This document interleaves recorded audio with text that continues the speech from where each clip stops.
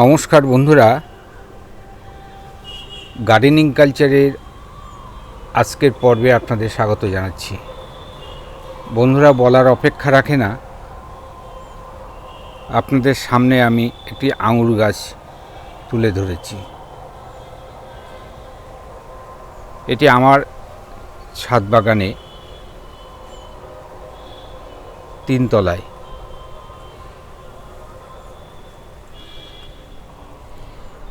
আগে দেখাই কি পরিমাণ আঙুর হয়েছে, তারপর এই ভিডিও করার উদ্দেশ্য সম্পর্কে বলবো। দেখুন,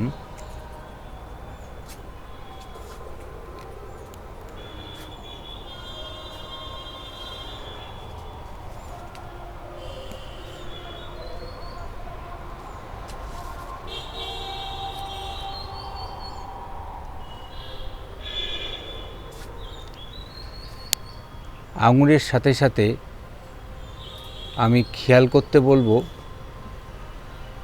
গাছটির চেহারা সম্পর্কে। দেখুন,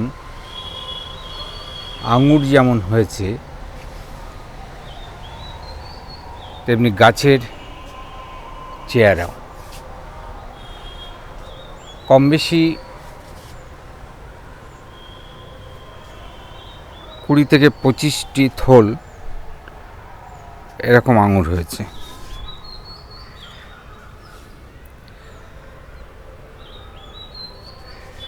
এইটা আমার 3য় বছরের ফলন। তো আমরা যারা ছাদ বাগানে এই ধরনের গাছ লাগাই তাদের নানা সমস্যার সম্মুখীন হতে হয়, বিশেষ করে ঝড়ের কারণে। তো আমি সেটাই আজ বলবো কিভাবে আমি আমার গাছকে রক্ষা করার কথা ভেবেছি এবং করেছি। দেখুন এই গাছটি গ্যালভানাইজের স্ট্যান্ডের উপরে, এবং সবচেয়ে বড় যে ব্যারেল পাওয়া যায় ক্রাশিনের, যে বড় বড় পিপ, তার অর্ধেকাংশ এটা। এবং এই গাছটি গোড়ায় কিছু লঙ্কা গাছও আছে, যেটা সম্পর্কে একটু বলাও প্রয়োজন। দেখুন লঙ্কা গাছগুলো কত বড় হয়েছে। এটা আমি কালিম্পং থেকে বীজ এনেছিলাম, তার কটা চারা হয়েছিল, তো এখানে কটা বসিয়েছিলাম। জানি না লঙ্কা হবে কিনা, কিন্তু গাছটা দেখে খুব ভালো লাগছে। তো এই বিশাল ড্রামে আমার আঙুর গাছটা বসানো। দেখুন, আঙুর গাছ যে খুব বড় তা না, এটা 3য় পারের ফসল, অর্থাৎ 4 বছর বয়স এই গাছের। তো এই ড্রামে বা ব্যারেলে আমি দেখছেন জলের পাইপ দিয়ে আমি কাঠামো তৈরি করেছি,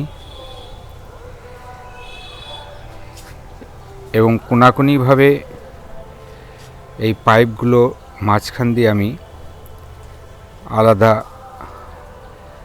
কাঠ বেঁধে দিয়েছি শক্ত হওয়ার জন্যে। এবং এই একটি পাইপ গোল করে দেওয়া, আর এই উপরে আরেকটি পাইপ গোল করে দেওয়া, তার উপরে গাছটি স্বাধীনভাবে বেড়ে উঠেছে তা নয়, কিছু কিছু ডাল বা লতাকে আমি একটু ঘুরিয়ে ফিরিয়ে রেখেছি, কারণ অল্প জায়গার ভিতরে আমাকে গাছটি রাখতে হবে, এটা আমার উদ্দেশ্য। আবার তার সর্বাধিক ফলও পেতে হবে, সে সুযোগও করে দিতে হবে গাছের। তো এই সব মাথায় রেখে আমি এই কাঠামো তৈরি করেছি। এর উপর দিয়ে অনেকগুলো ঝড়ও অতিক্রম করে গেছে, কিন্তু এই গাছটির কোনো ক্ষতি করতে পারিনি। কারণ এই কাঠামো যথেষ্ট শক্ত। এটা যদি আমি হাত দিয়ে একটু ধাক্কা দিই তাহলে বোঝাই যাবে যে যথেষ্ট শক্ত কাঠামো। সাধারণ ঝড়ে অন্তত যা আমাদের কালবৈশাখী এই ধরনের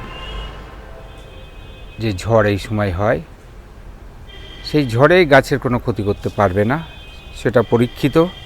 ইতিপূর্বে অনেকগুলো ঝড়ই এর মাথার উপর দিয়ে বয়ে গেছে। তো যারা আঙুর গাছ বা এই ধরনের লতাযুক্ত গাছ করতে চান, তারা হামেশাই নিঃসংকোচে এই ধরনের মাচান বা কাঠামো তৈরি করে গাছ লাগাতে পারেন।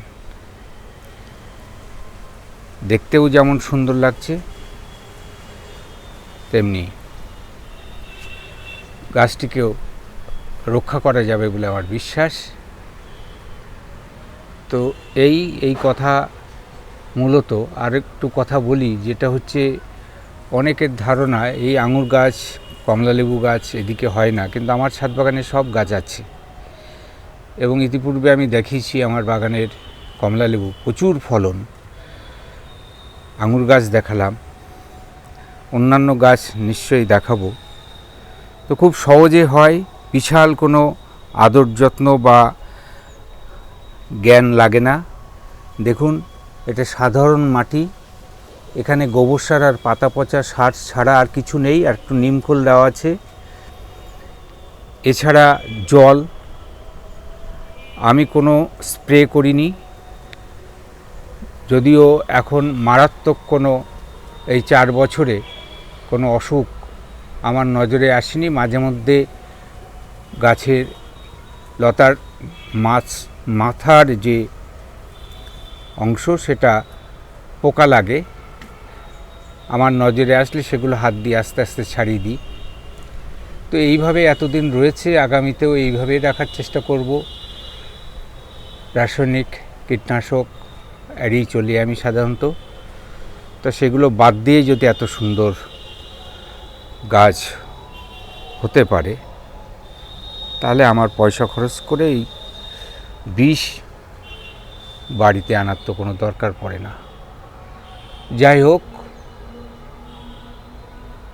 আমার যে কথাগুলো বলার প্রয়োজন মনে করেছিলাম, ইচ্ছা ছিল, সেগুলো বলেই ফেললাম। ভালো লাগলে লাইক কমেন্ট করবেন, আমাদের সাথে থাকবেন। আপনারা সবাই সুস্থ থাকবেন।